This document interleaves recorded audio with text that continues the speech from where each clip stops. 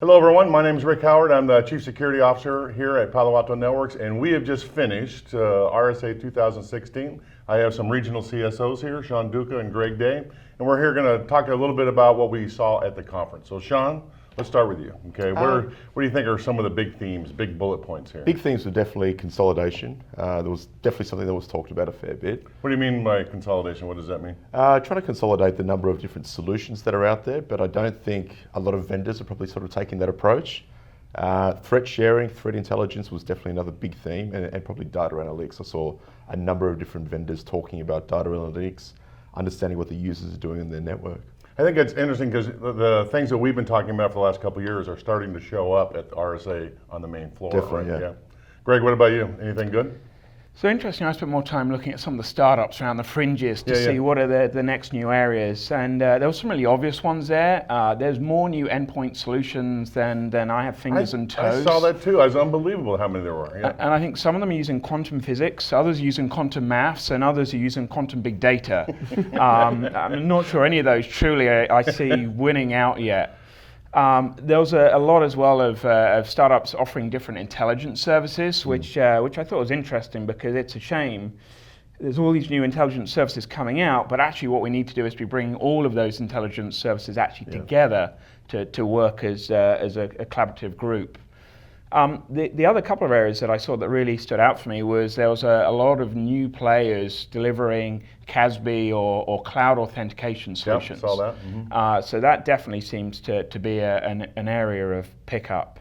And then the final one that stood out to me was there is still a whole chunk of solutions looking at new ways to do authentication.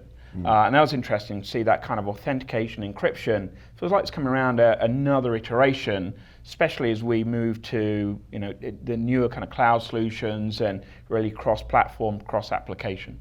Well, as for me, I ran into a couple of things, a couple of different vendors now making it possible to do very easily deployed counterintelligence kind of things.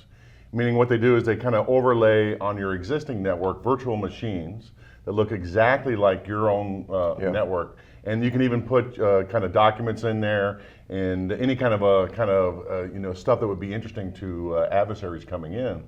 And knowing that nobody is going to get on that machine, so if those machines get touched by some machine or some user, then that's obviously something going on. And now it looks like it's getting easier and easier to deploy, so that's kind of interesting. Yeah, it was interesting. I know actually as well, there was a lot more incident response companies growing up, and for me that was a bit of a worrying trend that it almost feels like we're getting distracted to really kind of build out that response capability rather than actually focusing more on the discovery and prevention side. Yeah, try to automate the incident response, right? Which I don't think you really need that human to do that, right? Absolutely. Yeah. That was definitely, so I definitely saw like in that space of the endpoint detection response, I think they call it, a lot of different vendors starting to pop up. There was definitely a lot of mixed messages in terms of prevention's possible, detection and response is the area of focus.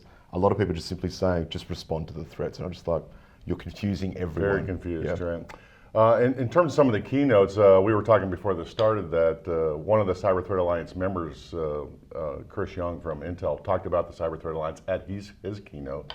Mark, our boss, talked about it too, so it's getting some traction in the field as a kind of that's we know those guys are doing it, so it's really positive, I think. One area that I did find interesting this year was the IoT space, and I actually went to one of the sessions hacking a commercial drone. So that was really impressive to see somebody doing the analysis into how to remotely take control of a drone for under $40 with up to nearly a 2-mile range. And I think people kind of go, yeah, surely that's just a bit of fun.